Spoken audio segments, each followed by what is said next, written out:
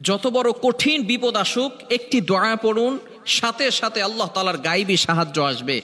এটা ইব্রাহিম আলাইহিস সালাতু ওয়াস সালাম এই দোয়াটা করেছিলেন যখন নমরুদ ইব্রাহিম আলাইহিস সালাতু ওয়াস সালামকে আগুনে নিক্ষেপ করেছিল। কঠিন ভয়াবহ আগুন, যেটা অনেক দিন ধরে আগুনটাকে প্রজ্বলিত করেছিল এবং 40 দিন পর্যন্ত এই আগুনের ভিতরে ইব্রাহিম আলাইহিস সালাতু ওয়াস সালামকে রেখেছিলেন। কঠিন বিপদের ভিতরে যখন ইব্রাহিম আলাইহিস সালাম এই বিপদে পড়েছিলেন তখন তিনি এই দোয়াটা পড়েছিলেন।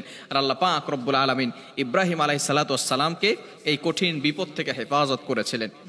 হযরত ইব্রাহিম আলাইহিস সালাতু ওয়াস সালাম যখন আগুনে নিক্ষিপ্ত হলেন, ভয়ঙ্কর পরিস্থিতি হলো। জিব্রাইল আলাইহিস সালাতু ওয়াস সালাম আসমান থেকে নিচে নেমে আসলেন এবং ইব্রাহিম আলাইহিস সালামকে ডাক দিয়ে বললেন, খলিলুল্লাহ, হে আল্লাহর বন্ধু, আপনি যদি চান আমি আপনাকে সাহায্য করতে পারি, আগুন থেকে আমি আপনাকে বাঁচাতে পারি। ইব্রাহিম আলাইহিস সালাতু ওয়াস সালাম জিব্রাইল আলাইহিস সালামের কোনো সাহায্য নেন নাই। তিনি বলেছিলেন, ভাই জিব্রাইল, আমি যে আগুনে নিক্ষিপ্ত হচ্ছে এটাকে আল্লাহ তাআলা দেখেন না? জিব্রাইল আলাইহিস সালাম বললেন, হ্যাঁ আল্লাহ দেখছেন। ইব্রাহিম আলাইহিস সালাতু ওয়াস সালাম বললেন, আমি ওই আল্লাহর কাছে সাহায্য চাই। ওই আল্লাহ পাক রব্বুল আলামিন যদি আমাকে সাহায্য করেন, তোমাকে সাহায্য করতে হবে না। দুনিয়ার কারো কাছে আমি সাহায্য চাই না, ওই আল্লাহর কাছে সাহায্য চাই। আল্লাহ পাক রব্বুল আলামিন এই কথা শুনে এতটা খুশি হয়ে গেলেন, আল্লাহ পাক রব্বুল আলামিন আগুনকে সরাসরি অর্ডার করলেন। রব্বুল আলামিন বলেন, কুলনা ইয়া নারু কুনি বারদাও ওয়া সালামা আলা ইব্রাহিম। আল্লাহু আকবার। ইব্রাহিম আলাইহিস সালাতু ওয়াস সালামের ব্যাপারে আল্লাহ পাক রব্বুল আলামিন আগুনকে অর্ডার করলেন, আগুন তুমি আমার ইব্রাহিমের জন্য এয়ার কন্ডিশন হয়ে যাও, অর্থাৎ বেশি গরমও হবে না আবার বেশি ঠান্ডাও হবে না, আমার ইব্রাহিমের জন্য শীতলময় ঠান্ডা হয়ে যাও। আগুন সাথে সাথে এমন ভাবে তার ভিতরের যেই রাগ ক্ষোভ আছে এগুলো সব দমিয়ে দিয়ে ইব্রাহিম আলাইহিস সালামের জন্য শীতল ঠান্ডা হয়ে গেল।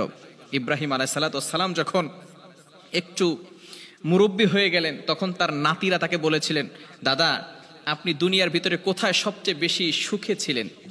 ইব্রাহিম আলাইহিস সালাম বলেন, নমরুদ যে 40 দিন আমাকে আগুনে নিক্ষেপ করেছিল ওই 40 দিন আমি সবচেয়ে বেশি শান্তিতে ছিলাম। বলেন সুবহানাল্লাহ। Can you imagine that? আপনি কল্পনা করতে পারছেন? ইব্রাহিম আলাইহিস সালাতু ওয়াস সালাম এমন একটি দোয়া পড়েছেন যে দোয়ার বদৌলতে আল্লাহ পাক রব্বুল আলামিন কঠিন বিপদ থেকে তাকে হেফাজত করেছেন। শুধু তাই নয়, মুহাম্মদ সাল্লাল্লাহু আলাইহি ওয়াসাল্লাম উহুদ যুদ্ধের সময় এই দোয়াটি পড়েছিলেন, যার কারণে প্রাথমিক পর্যায়ে মুসলমানরা পরাজয় হয়ে গেল। মুসলমানরা নবীজি সাল্লাল্লাহু আলাইহি ওয়াসাল্লামের একটা কথা শুনে নাই কিছু সাহাবীরা, যার কারণে নবীজি সাল্লাল্লাহু আলাইহি ওয়াসাল্লামের যে সাহাবীরা ছিল তারা প্রথম পর্যায়ে পরাজয় হয়ে গেল। এরপরে আবার আল্লাহ পাক রব্বুল আলামিন দোয়া করলেন, এরপরে তারা আবার গিয়ে তারা বিজয় লাভ করলো।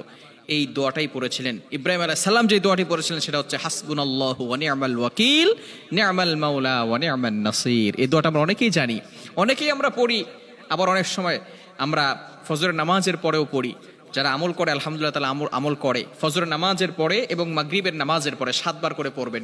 এছাড়াও আপনি যখন কঠিন মুসিবতের ভিতরে পড়বেন, ইব্রাহিম আলাইহিস সালামকে যে আল্লাহ তাআলা সাহায্য করেছেন, মুহাম্মদ সাল্লাল্লাহু আলাইহি ওয়াসাল্লামকে যে আল্লাহ সাহায্য করেছিলেন, সেই আল্লাহ এখনো আছেন, সেই আল্লাহর শক্তিও এখনো আছে, সেই আল্লাহর ক্ষমতা এখনো আছে।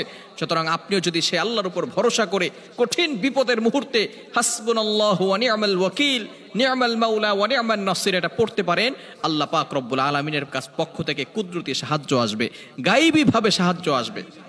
আল্লাহ তাআলা আমাদের সকলকে